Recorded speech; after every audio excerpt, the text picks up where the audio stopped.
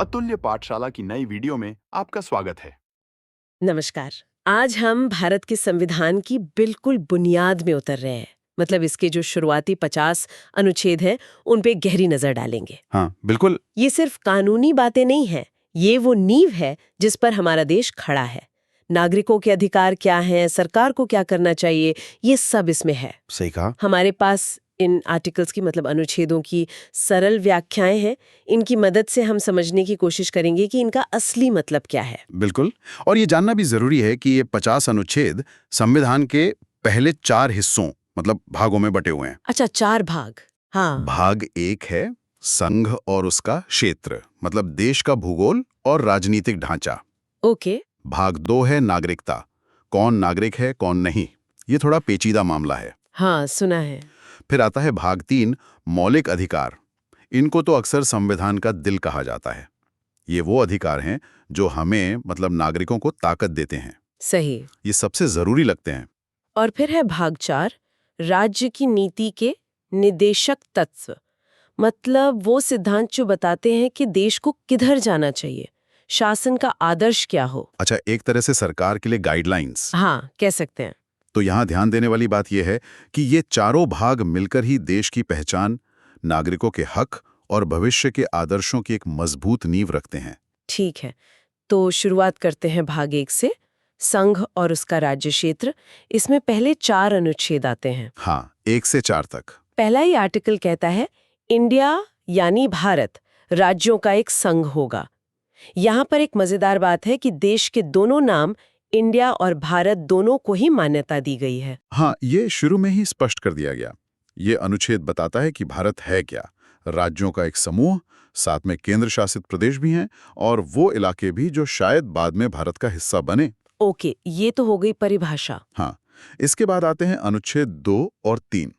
ये संसद को बहुत अहम शक्तियां देते हैं। क्या शक्तियां? अनुच्छेद 2 संसद को यह अधिकार देता है कि वो कानून बनाकर भारत संघ में नए राज्यों को शामिल कर सकती हैं या नए राज्य बना सकते हैं। मतलब वो इलाके जो पहले भारत का हिस्सा नहीं थे, उन्हें शामिल करने की शक्ति। अच्छा, बाहर से इलाके जोड़ने की शक्ति। और अनुच्छेद 3 वो शायद मौजूदा राज्यों के बारे में है। सही पकड़ा आपने। अनुच्छेद 3 संसद को भारत के अंदर राज्यों के पुनर्गठन की शक्ति देता है। पुनर्गठन मतलब संसद किसी राज्य का एरिया बढ़ा सकती है, घटा सकती है, उसकी बाउंड्री बदल सकती है या फिर किसी राज्य का नाम भी बदल सकती है। ये एक आप कह सकते हैं बहुत बड़ी शक्ति है जो केंद्र को दी गई है। ये तो सचमुच बहुत बड़ी शक्ति लगती है। तो क्या इसका मतलब ये है कि राज्यों की सीमाएं या नाम बदलने के लिए संविधान में बदलाव मतलब संशोधन करना पड़ता होगा? वो तो मुश्किल प्रक्रिया होती है। यहीं पर अनुच्छेद 4 काम आता है। वो साफ कहता है कि अनुच्छेद 2 और 3 के तहत जो बदलाव किए जाते हैं, जैसे कोई नया राज्य बनाना या किसी की सीमा बदलना, वो संविधान संशोधन नहीं माने जाएंगे। अच्छा, तो फिर कैसे होते हैं ये बदलाव? इसका मतलब है कि संसद ये बदलाव साधारण बहुमत से कर सकती है। साधारण बहुमत? हाँ, मतलब सदन में जितने सदस्य मौजूद हैं और वोट कर रहे हैं, उनके आधे से ज्यादा का समर्थन काफी है।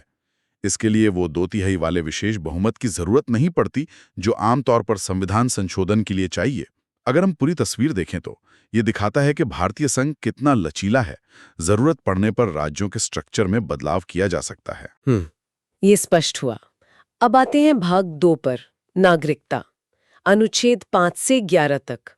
तो सीधा सवाल, भारत का नागरिक कौन है? जब संविधान लागू हुआ यानी 26 जनवरी 1950 को, तब किसे नागरिक माना गया? हाँ, ये अनुच्छेद 5 बताता है मोटे तौर पर वो लोग भारत के नागरिक बने जिनका भारत में डोमिसाइल था, मतलब यहीं रहते थे, और साथ में 3 में से कोई एक शर्त पूरी करते थे। या तो वो भारत में पैदा हुए हों, या उनके माता पिता में से कोई भारत में जन्मा हो, या फिर वो संविधान लागू होने से ठीक पहले कम से कम 5 साल से भारत में रह रहे हों। ओके। इसके बाद के कुछ अनुच्छेद जैसे 6 और 7 वो बंटवारे के खास हालात से जुड़े हैं, मतलब पाकिस्तान से भारत आने वालों और भारत से पाकिस्तान जाकर फिर वापस लौटने वालों की नागरिकता के बारे में। अच्छा, वो उस समय की जरूरत थी। हाँ, बिल्कुल। और जो भारतीय मूल के लोग विदेश में रह रहे थे, उनके लिए भी कुछ है? हाँ, उनके लिए अनुच्छेद 8 है। लेकिन एक और जरूरी बात अनुच्छेद 9 में है। अगर कोई अपनी मर्जी से किसी दूसरे देश की नागरिकता ले लेता है तो उसकी भारतीय नागरिकता अपने आप खत्म हो जाएगी। मतलब ड्यूअल सिटीजनशिप नहीं है आमतौर पे। हाँ, सामान्य तौर पर नहीं। और आखिर में अनुच्छेद 11 बहुत महत्वपूर्ण है। ये संसद को नागरिकता के बारे में कानून बनाने का पूरा अधिकार देता है। नागरिकता कैसे मिलेगी, कैसे खत्म होगी, इन सब पर।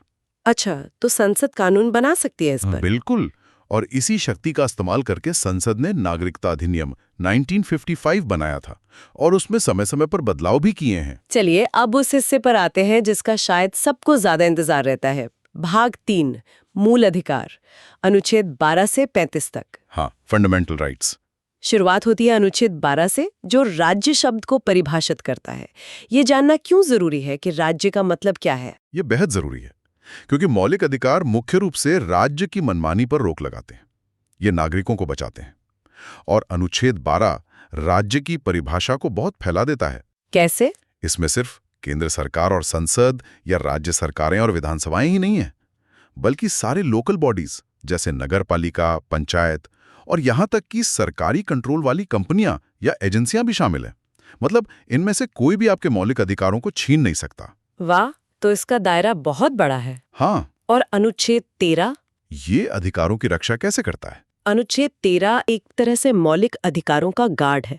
ये कहता है कि कोई भी कानून, चाहे वो संविधान लागू होने से पहले का हो या बाद का, अगर वो मौलिक अधिकारों से मेल नहीं खाता या उन्हें कम करता है तो वो उस हद तक बेकार, मतलब वॉइड माना जाएगा। मतलब वो कानून लागू नहीं होगा। हाँ, उस हिस्से तक लागू नहीं होगा जो मौलिक अधिकारों के खिलाफ है। और यहीं से न्यायिक समीक्षा, जुडिशियल रिव्यू का सिद्धांत निकलता है। मतलब अदालतें जांच सकती हैं कि कोई कानून मौलिक अधिकारों के हिसाब से ठीक है या नहीं। अच्छा, तो अब बात करते हैं कुछ खास मौलिक अधिकारों की। सबसे पहले है समता का अधिकार, राइट टू इक्वालिटी, अनुच्छेद 14 से 18। इसका क्या मतलब है? इसका सीधा मतलब है बराबरी। अनुच्छेद 14 कहता है कि कानून के सामने सब बराबर हैं और सबको कानून का एक जैसा प्रोटेक्शन मिलेगा। ठीक है। फिर अनुच्छेद 15 कहता है कि राज्य किसी भी नागरिक से धर्म, जाति, लिंग, जन्म स्थान वगैरह के आधार पर भेदभाव नहीं करेगा, खासकर दुकानों, होटलों, कुओं, तालाबों जैसी सार्वजनिक जगहों के इस्तेमाल में। और सरकारी नौकरियों में बराबरी, वो भी इसी में है? हाँ, वो अनुच्छेद 16 में है। सरकारी नौकरियों में नियुक्ति के मामले में सभी नागरिकों को बराबर अवसर मिलेंगे। लेकिन यहीं पर राज्य को ये छूट भी है कि वो पिछड़े वर्गों या महिलाओं वगैरह के लिए खास प्रावधान कर सकता है ताकि असल में बराबरी आ सके। ओके, और इसी में वो छुआछूत खत्म करने वाली बात भी है? बिल्कुल। अनुच्छेद 17 अस्पृश्यता, मतलब छुआछूत को पूरी तरह खत्म करता है और इसे सजा देने लायक अपराध बनाता है। और अनुच्छेद 18 सेना या शिक्षा से जुड़े सम्मानों को छोड़कर राज्य द्वारा दी जाने वाली बाकी उपाधियां, जैसे पहले राजा, महाराजा, राय बहादुर होते थे, उन पर रोक लगाता है। ये तो सच में समाज बदलने वाले कदम थे। हाँ, बहुत बड़े। अब आते हैं स्वतंत्रता के अधिकार पर, अनुच्छेद 19 से 22। अनुच्छेद 19 की 6 स्वतंत्रताओं के बारे में तो बहुत सुना है। हाँ, ये बहुत फेमस है। अनुच्छेद 19 व्यक्तिगत आज़ादी की रीढ़ है। ये नागरिकों को 6 खास तरह की आज़ादी देता है। कौन कौन सी? पहली, बोलने और अपनी बात कहने की आज़ादी। दूसरी, शांति से बिना हथियारों के इकट्ठा होने की आज़ादी। तीसरी, संघ या समूह बनाने की आज़ादी। चौथी, भारत में कहीं भी आने जाने की आज़ादी। पांचवी, देश के किसी भी हिस्से में बसने या रहने की आज़ादी। और छठी, कोई भी पेशा या व्यापार करने की आज़ादी। ये तो लोकतंत्र के लिए बहुत जरूरी है। बिल्कुल बिल्कुल, इनके बिना तो लोकतंत्र चल ही नहीं सकता। लेकिन क्या ये आजादियां बिना किसी रोक टोक के हैं, मतलब अनलिमिटेड? कई बार उचित प्रतिबंधों की बात होती है। आपका सवाल बिल्कुल जायज है। ये आज़ादियां अनलिमिटेड नहीं है। अनुच्छेद 19 खुद ही कहता है कि राज्य इन पर रीजनेबल रिस्ट्रिक्शंस, मतलब उचित प्रतिबंध लगा सकता है। अच्छा, किन आधारों पर? वो आधार भी दिए गए हैं, जैसे देश की सुरक्षा, एकता और अखंडता, विदेशी राज्यों से दोस्ती, पब्लिक ऑर्डर, नैतिकता, कोर्ट की अवमानना, मानहानि या किसी अपराध के लिए उकसाना। मतलब आज़ादी जरूरी है, लेकिन जिम्मेदारी के साथ एक संतुलन बनाना पड़ता है। संतुलन जरूरी है। और इसी ग्रुप में एक और बहुत अहम आर्टिकल है, अनुच्छेद 21, प्राण और दैहिक स्वतंत्रता का संरक्षण, life and personal liberty. Supreme court ने इसकी व्याख्या बहुत बहुत ज्यादा की है। अच्छा, क्या मतलब? इसमें सिर्फ जीने का अधिकार नहीं, बल्कि गरिमा के साथ जीने का अधिकार, निजता का अधिकार यानी राइट टू प्राइवेसी, साफ हवा पानी का अधिकार, ऐसे कई अधिकार शामिल माने गए हैं। ये बहुत व्यापक हो गया है। और गिरफ्तारी वगैरह से भी कोई सुरक्षा है? हाँ बिल्कुल। अनुच्छेद 20 कुछ मामलों में सजा से बचाता है, जैसे एक ही जुर्म के लिए दोबारा सजा नहीं मिल सकती। और अनुच्छेद 22 गिरफ्तारी और हिरासत से सुरक्षा देता है, जैसे गिरफ्तार करने पर कारण बताना होगा, अपनी पसंद के वकील से सलाह लेने का अधिकार होगा। ठीक है, आगे बढ़ते हैं। शोषण के विरुद्ध अधिकार, अनुच्छेद 23 और 24, ये क्या है? ये बुनियादी इंसानी हकों की बात करते हैं। अनुच्छेद 23 इंसानों की खरीद फरोख्त मतलब ह्यूमन ट्रैफिकिंग, बेगार यानी बिना पैसे के जबरदस्ती काम करवाना, इन सब पर रोक लगाता है। और अनुच्छेद 24? वो बच्चों के लिए है। 14 साल से कम उम्र के बच्चों को कारखानों, खदानों या किसी भी खतरनाक काम में लगाने पर पाबंदी है। बाल मजदूरी के खिलाफ है ये। अच्छा, इसके बाद आता है धर्म की स्वतंत्रता का अधिकार, अनुच्छेद 25 से 28। ये तो भारत की धर्मनिरपेक्ष पहचान के लिए बहुत जरूरी होगा। निश्चित रूप से ये बहुत महत्वपूर्ण है।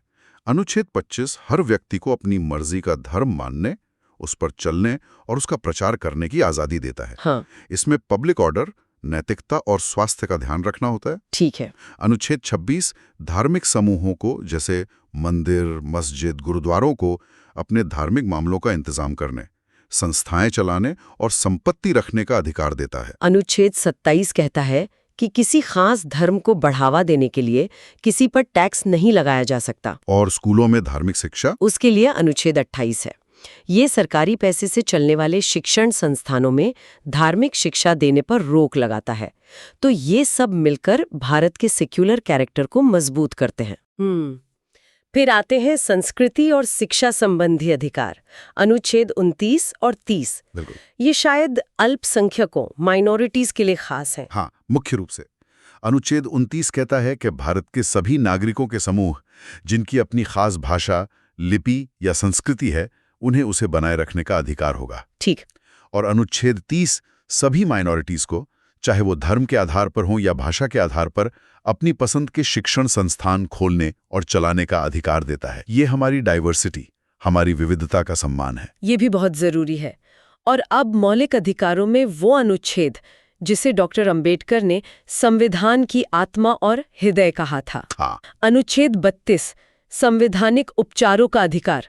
ऐसा क्यों कहा गया इसे ऐसा इसलिए कहा गया क्योंकि यही वो अनुच्छेद है जो बाकी सारे मौलिक अधिकारों को असलियत में लागू करवाता है। उन्हें सिर्फ कागजी घोषणा नहीं रहने देता। कैसे? अगर किसी नागरिक के मौलिक अधिकार का हनन होता है, उसे लगता है कि उसका कोई फंडामेंटल राइट छीना जा रहा है, तो अनुच्छेद 32 उसे सीधे सुप्रीम कोर्ट जाने का अधिकार देता है। सीधे सुप्रीम कोर्ट? हाई कोर्ट नहीं? हाई कोर्ट भी जा सकते हैं अनुच्छेद 226 के तहत, लेकिन अनुच्छेद 32 खास तौर पर सुप्रीम कोर्ट जाने का मौलिक अधिकार देता है। और यहाँ दिलचस्प बात यह है कि सुप्रीम कोर्ट इन अधिकारों को लागू करवाने के लिए खास तरह के आदेश जारी कर सकता है, जिन्हें रिट कहते हैं। रिट जैसे बंदी प्रत्यक्षीकरण या हेबियस कॉर्पस। अगर किसी को गैर कानूनी तरीके से हिरासत में रखा गया है, तो कोर्ट ये रिट जारी करके उसे अपने सामने पेश करने का आदेश दे सकता है। या परमादेश यानी मैंडेमिस, कोर्ट किसी सरकारी अधिकारी को उसका कानूनी फर्ज निभाने का आदेश दे सकता है। ऐसी कई रिट्स हैं। तो ये रिट्स ही इन अधिकारों को असली ताकत देती हैं। बिल्कुल, यही व्यवस्था पक्का करती है कि मौलिक अधिकार सिर्फ कहने के लिए ना हो। तो ये तो हो गए अधिकार जो हमें मिले हैं, लेकिन सरकार को क्या करना चाहिए? देश को कैसा बनाना है? समाज को बेहतर करने के लिए क्या लक्ष्य होने चाहिए? इसके लिए शायद भाग 4 है ना? बिल्कुल सही है। भाग 4 राज्य की नीति के निदेशक तत्वों के बारे में है। Directive principles of state policy यानी डीएसपी, अनुच्छेद 36 से 50 तक। इनको समझना थोड़ा अलग है मौलिक अधिकारों से। कैसे अलग हैं ये? जैसा कि अनुच्छेद 37 में ही साफ लिखा है, ये सिद्धांत कोर्ट द्वारा लागू नहीं करवाए जा सकते। मतलब अगर सरकार इन्हें लागू नहीं करती तो आप कोर्ट जाकर केस नहीं कर सकते कि सरकार ये क्यों नहीं कर रही। अच्छा, तो फिर इनका फायदा क्या है? फायदा ये है कि इन्हें देश चलाने के लिए मूलभूत फंडामेंटल माना गया है, और ये राज्य का मतलब सरकार का कर्तव्य है कि कानून बनाते समय इन सिद्धांतों को लागू करें। ये एक तरह से सरकार के लिए नैतिक जिम्मेदारी और लक्ष्य है, फ्यूचर का विजन है। तो ये लक्ष्य क्या-क्या है? कुछ खास बता सकते हैं? कई महत्वपूर्ण लक्ष्य हैं। जैसे अनुच्छेद 38 कहता है कि राज्य ऐसी सामाजिक व्यवस्था बनाने की कोशिश करेगा जिसमें सबको सामाजिक, आर्थिक और राजनीतिक न्याय मिले। अनुच्छेद 39 में कई अच्छी बातें हैं, जैसे सभी नागरिकों को रोजगार के साधन मिलें, देश के संसाधनों का बंटवारा ऐसे हो कि सबका भला हो, पैसा कुछ ही लोगों के हाथ में इकट्ठा ना हो जाए, पुरुषों और महिलाओं को बराबर काम के लिए बराबर वेतन मिले। ये तो बहुत जरूरी बातें हैं। हाँ, फिर अनुच्छेद 39A जो बाद में जोड़ा गया, वो कहता है कि सबको समान न्याय मिले और गरीबों को मुफ्त कानूनी सहायता मिले। और गांधी जी के विचारों का भी असर है, जैसे पंचायतों की बात। हाँ बिल्कुल, अनुच्छेद 40 ग्राम पंचायतों के गठन की बात करता है। उन्हें ऐसी शक्तियां देने की बात करता है कि वो सेल्फ गवर्नमेंट की इकाइयों की तरह काम कर सके। अच्छा। इसके अलावा अनुच्छेद 41 कुछ हालतों में, जैसे बेरोजगारी, बुढ़ापा, बीमारी में लोगों को काम पाने, शिक्षा पाने और सरकारी मदद पाने का अधिकार दिलाने की कोशिश करने को कहता है। अनुच्छेद 42 काम करने की जगह पर सही माहौल और इंसानियत वाली दशाएं बनाने और महिलाओं के लिए मैटरनिटी लीव का इंतजाम करने का निर्देश देता है। अनुच्छेद 43 कहता है कि मजदूरों को कम से कम इतनी मजदूरी मिले कि वो ठीक ठाक जिंदगी जी सकें। और वो यूनिफॉर्म सिविल कोड वाला आर्टिकल, उसकी भी बहुत चर्चा होती है। हाँ, वो है अनुच्छेद 44। ये राज्य से उम्मीद करता है कि वो भारत के सभी नागरिकों के लिए एक जैसी सिविल संहिता यानी यूनिफॉर्म सिविल कोड लागू करने की कोशिश करेगा। मतलब ये अभी लागू नहीं है? हाँ, ये एक लक्ष्य है जिसकी तरफ बढ़ने की कोशिश करने को कहा गया है। इसके अलावा अनुच्छेद 45 जो अब बदल गया है, 6 साल तक के बच्चों की देखभाल और शिक्षा की बात करता है। अनुच्छेद 46 SC, ST और दूसरे कमजोर वर्गों के शैक्षिक और आर्थिक हितों को बढ़ावा देने की बात करता है। और सेहत, पर्यावरण वगैरह। हाँ, अनुच्छेद 47 लोगों के जीवन स्तर और पोषण स्तर को सुधारने और पब्लिक हेल्थ को बेहतर बनाने को राज्य का पहला कर्तव्य मानता है। अनुच्छेद 48 खेती और पशुपालन को मॉडर्न बनाने की बात करता है।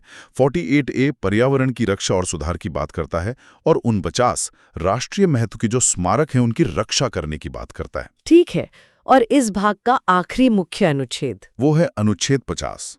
ये राज्य को निर्देश देता है कि वो न्यायपालिका को कार्यपालिका से अलग रखने के लिए कदम उठाए। मतलब जुडिशरी और एग्जीक्यूटिव अलग अलग रहें ताकि न्यायपालिका बिना किसी दबाव के स्वतंत्र रूप से काम कर सके। तो कुल मिलाकर आज की बातचीत से ये समझ में आया कि संविधान के ये पहले 50 अनुच्छेद मिलकर भारत की पूरी रूपरेखा तैयार करते हैं, है ना? हाँ बिल्कुल। भाग ने तय किया कि इस भारत का नागरिक कौन है। सही। तीसरे भाग ने इन नागरिकों को वो मौलिक अधिकार दिए जो उनकी आजादी और गरिमा के लिए, मतलब डिग्निटी के लिए एकदम जरूरी है और जिन्हें कोई छीन नहीं सकता। हाँ, वो गारंटी है। और चौथे भाग ने भविष्य के भारत के लिए कुछ लक्ष्य तय किए, सरकार को एक रास्ता दिखाया कि उसे एक न्याय वाला और सबका भला करने वाला समाज बनाने के लिए क्या-क्या करना चाहिए। आपने एकदम सही निचोड़ निकाला। ये वाकई एक सफर जैसा है। और आखिर में एक सवाल शायद हम सबके सोचने के लिए छोड़ सकते हैं। हाँ। ये अनुच्छेद तो कई दशक पहले लिखे गए थे। आज का भारत और दुनिया काफी बदल गई है। तो आज के इस बदलते माहौल में इनमें दिए गए कुछ निर्देश या लक्ष्य, जैसे समान नागरिक संहिता की बात हो या न्यायपालिका और कार्यपालिका को पूरी तरह अलग रखने की बात हो, ये कितने प्रासंगिक हैं, कितने रेलेवेंट हैं? कहानी को थोड़ा आगे बढ़ाते हैं। अनुच्छेद 51 से लेकर 100 तक। ये हिस्सा एक तरह से हमारे संविधान का, कह सकते हैं, इंजन रूम है। यही पता चलता है कि देश की सरकार कैसे चलती है। मतलब राष्ट्रपति, उपराष्ट्रपति, मंत्रिपरिषद और हमारी संसद भी, राज्यसभा, लोकसभा, ये कैसे बनती हैं, क्या करती हैं, ये समझना देखिए बहुत जरूरी है। यही तो हमारे लोकतंत्र की, हमारी शासन व्यवस्था की बुनियाद है। तो चलिए आज संविधान के इन अहम हिस्सों को थोड़ा और खोलकर देखते हैं, इनकी गहराई में उतरते हैं। बिल्कुल। और ये अनुच्छेद सिर्फ एक ढांचा नहीं बनाते, जैसे आपने कहा, ये असल में शक्तियों के बंटवारे और उनके संतुलन का एक बहुत ही नाजुक ताना बना बुनते हैं। कार्यपालिका कैसे काम करेगी, विधायिका उस पर कैसे नजर रखेगी और अंत में ये सब जनता के प्रति कैसे जवाबदेह होंगे, ये सारी बातें यहीं से निकलती हैं। और यही संतुलन है जो हमारे लोकतंत्र को, अब कह सकती हैं, जीवित रखता है। अच्छा, तो शुरुआत करते हैं अनुच्छेद 51A से। ये मौलिक कर्तव्यों के बारे में। इसे जहां तक मुझे याद है 1976 में 42वें संशोधन से जोड़ा गया था। जी हाँ। मौलिक अधिकारों के ठीक बाद इसमें कुल 11 कर्तव्य हैं शायद। जी हाँ, 11 कर्तव्य हैं। जैसे कि संविधान का पालन करना, अपने राष्ट्रध्वज और राष्ट्रगान का आदर करना, देश की संप्रभुता, एकता, अखंडता की रक्षा करना, भाईचारे को बढ़ावा देना, हमारी जो मिलीजुली संस्कृति है उसकी परंपरा का सम्मान करना, और हाँ, सार्वजनिक संपत्ति को नुकसान ना पहुंचाना, ये सब इसमें शामिल है। इसमें दिलचस्प बात यह है, देखिए, कि इन्हें मौलिक अधिकारों की तरह आप कोर्ट में जाकर लागू नहीं करवा सकते, पर इनका नैतिक और सांकेतिक महत्व बहुत ज्यादा है।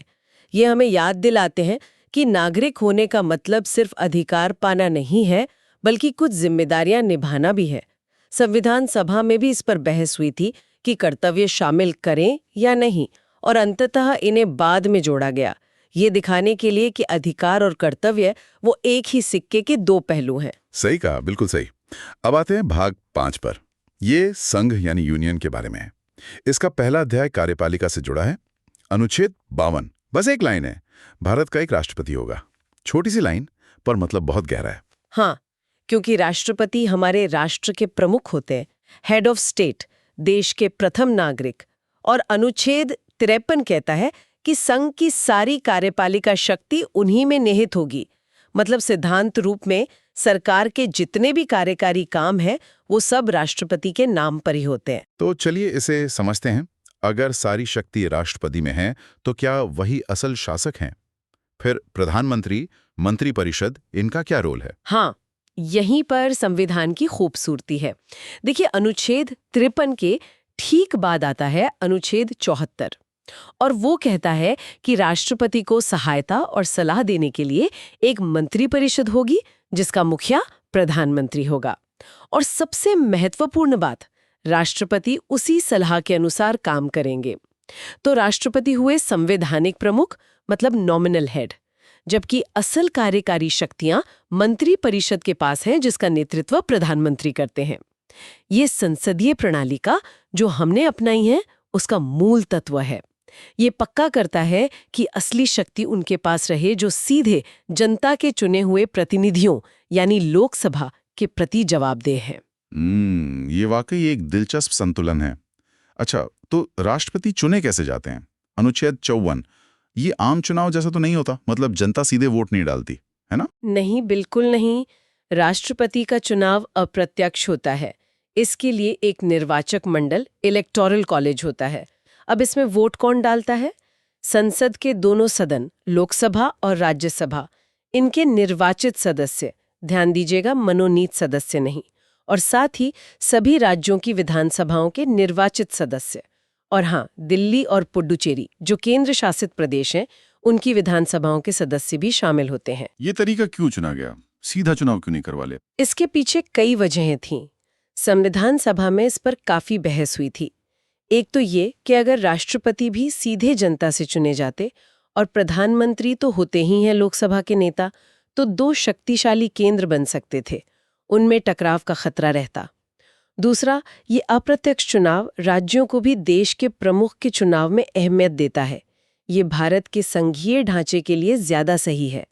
इससे ये पक्का होता है कि राष्ट्रपति सिर्फ केंद्र के प्रतिनिधि न लगें, बल्कि पूरे देश का प्रतिनिधित्व करें। और मान लीजिए अगर राष्ट्रपति संविधान का उल्लंघन कर दें, तो उन्हें हटाने का भी कोई तरीका है। अनुच्छेद 61, महाभियोग, इम्पीचमेंट। जी हाँ, महाभियोग। लेकिन ये प्रक्रिया बहुत बहुत कठिन है। इसे सिर्फ संविधान के उल्लंघन के आधार पर ही शुरू किया जा सकता है। यहाँ पर जो बात ध्यान देने योग्य है वो ये प्रक्रिया, ये हमारे संविधान में नियंत्रण और संतुलन, मतलब चेक्स एंड बैलेंसेस का एक जबरदस्त उदाहरण है। इसे शुरू करने के लिए भी संसद के किसी भी सदन के कम से कम 1/4 सदस्यों के दस्तखत चाहिए। फिर उसी सदन में 2/3 बहुमत से प्रस्ताव पास हो, फिर दूसरा सदन उसकी जांच करे और वहां भी 2/3 बहुमत से पास करे। इसे इतना कठिन इसीलिए बनाया गया है ताकि देश का जो सर्वोच्च पद है उसकी स्थिरता बनी रहे, उसे राजनीतिक वजहों से आसानी से हिलाया ना जा सके। दुनिया भर में भी आप देखें तो राष्ट्राध्यक्षों पर महाभियोग का सफल होना बहुत ही कम होता है। अच्छा, राष्ट्रपति के बाद आते हैं उपराष्ट्रपति। अनुच्छेद 63 कहता है कि भारत का एक उपराष्ट्रपति होगा, और अनुच्छेद 64 उन्हें एक बहुत अहम जिम्मेदारी देता है। वो राज्यसभा के पदेन सभापति होंगे, एक्स ऑफिशियो चेयरमैन। बिल्कुल, उपराष्ट्रपति की ये दोहरी भूमिका है। एक तो वो देश के दूसरे सबसे बड़े संवैधानिक पद पर है, और साथ ही वो संसद के उच्च सदन यानी राज्यसभा की बैठकों की अध्यक्षता करते हैं। और हाँ, जब राष्ट्रपति किसी वजह से अपना पद नहीं संभाल पाते, मान लीजिए बीमारी, मृत्यु या महाभियोग, तो उपराष्ट्रपति ही राष्ट्रपति का काम करते हैं। राज्यसभा में जब वोट बराबर हो जाते हैं किसी मुद्दे पर, तो सभापति होने के नाते उनका वोट निर्णायक होता है। अब राष्ट्रपति की एक और बड़ी शक्ति पर आते हैं। अनुच्छेद 72, क्षमादान की शक्ति, पार्डन पावर। ये एक बहुत महत्वपूर्ण शक्ति है। सजा की अवधि घटा सकते हैं, रिमिशन, या फिर विशेष परिस्थितियों में सजा की प्रकृति बदले बिना उसे कुछ समय के लिए रोक सकते हैं, रेस्पाइट, या सजा के अमल पर ही रोक लगा सकते हैं, रिप्रीव, खासकर मृत्युदंड के मामलों में। इस शक्ति के पीछे सोच क्या है? क्या ये न्यायपालिका के काम में दखल जैसा नहीं लगता? हाँ, ये सवाल लगता है। देखिए, इस शक्ति का आधार न्याय और दया के सिद्धांत है। माना जाता है कि कानून कभी-कभी बहुत कठोर हो सकता है, या हो सकता है न्यायिक प्रक्रिया में कोई गलती रह गई हो, तो ये क्षमादान की शक्ति उस कठोरता को कम करने या उस गलती को सुधारने का एक जरिया है। ये न्यायपालिका के काम में दखल में ही है, बल्कि एक तरह से उस पर एक मानवीय नजर रखना है। हालांकि ये ध्यान रखना जरूरी है कि राष्ट्रपति इस शक्ति का इस्तेमाल भी अनुच्छेद 74 के तहत मंत्रिमंडल की सलाह पर ही करते हैं। ये कोई मनमानी शक्ति नहीं है। इसके इस्तेमाल के लिए भी अपनी प्रक्रियाएं हैं और न्यायिक समीक्षा के सिद्धांत भी लागू होते हैं। अब आते हैं उस संस्था पर जिसके पास असल कार्यकारी शक्ति है, मंत्रिपरिषद और प्रधानमंत्री। अनुच्छेद 74, हमने देखा कि राष्ट्रपति को सलाह देने के लिए मंत्रिपरिषद होगी। अनुच्छेद 75 कहता है कि प्रधानमंत्री की नियुक्ति राष्ट्रपति करेंगे और बाकी मंत्रियों की नियुक्ति वो राष्ट्रपति करेंगे प्रधानमंत्री की सलाह पर। यहां पर बात असल में दिलचस्प हो जाती है जब अनुच्छेद 75(3) आता है। ये कहता है कि मंत्रिपरिषद सामूहिक रूप से लोकसभा के प्रति उत्तरदायी होगी, कलेक्टिव रिस्पॉन्सिबिलिटी। इस सामूहिक उत्तरदायित्व का ठीक-ठीक मतलब क्या है? अगर हम इसे बड़ी तस्वीर से जोड़कर देखें तो ये संसदीय लोकतंत्र की रीढ़ की हड्डी है। सामूहिक उत्तरदायित्व का मतलब है कि पूरी मंत्रिपरिषद, पूरी कैबिनेट एक टीम की तरह काम करती है और अपने हर काम, हर नीति, हर फैसले के लिए एकजुट होकर लोकसभा के सामने जवाबदेह होती है। अच्छा। वो कहते हैं ना, एक सबके लिए, सब एक के लिए, कुछ वैसा ही। अच्छा। किसी एक मंत्री के विभाग का काम भी पूरी सरकार का काम माना जाता है। और इसका सबसे बड़ा असर क्या है? अगर लोकसभा सरकार के खिलाफ अविश्वास प्रस्ताव पास कर दे, तो सिर्फ उस एक मंत्री को नहीं, बल्कि प्रधानमंत्री समेत पूरी मंत्रिपरिषद को इस्तीफा देना पड़ता है। यही वो तरीका है जो ये पक्का करता है कि सरकार हमेशा लोकसभा का, यानी एक तरह से जनता का विश्वास बनाए रखे। लेकिन आजकल तो गठबंधन सरकारें बहुत होती हैं। उसमें ये सिद्धांत कैसे काम करता होगा, जहां अलग-अलग पार्टियों के मंत्री हैं? गठबंधन सरकारों में सामूहिक उत्तरदायित्व निभाना यकीनन ज्यादा चुनौतीपूर्ण होता है। कई बार हम देखते हैं कि अलग अलग दलों के मंत्री सार्वजनिक तौर पर अलग अलग राय रख देते हैं, लेकिन सिद्धांत तो यही है कि उन्हें सरकार के फैसलों का मिलकर बचाव करना चाहिए। अगर कोई मंत्री सरकार की किसी नीति से सहमत नहीं है, तो आदर्श स्थिति तो ये है कि वो या तो कैबिनेट में अपनी असहमति दर्ज कराए या फिर इस्तीफा दे दे। पर हाँ, व्यवहार में गठबंधन की अपनी मजबूरियां होती हैं और कई बार इस सिद्धांत से थोड़ा समझौता होता हुआ भी दिखता है, जो संसदीय व्यवस्था के लिए चिंता की बात हो सकती है। कार्यपालिका के इसी अध्याय में एक और महत्वपूर्ण अधिकारी का जिक्र है, अनुच्छेद 76, भारत का महान्यायवादी, अटॉर्नी जनरल फॉर इंडिया। जी, महान्यायवादी ये भारत सरकार के मुख्य कानूनी सलाहकार होते हैं, first law officer of the government of India. ये कानूनी मामलों पर सरकार को सलाह देते हैं, सुप्रीम कोर्ट और दूसरे कोर्ट्स में भारत सरकार का पक्ष रखते हैं। इनकी योग्यता सुप्रीम कोर्ट का जज बनने जितनी होनी चाहिए और इनकी नियुक्ति राष्ट्रपति करते हैं।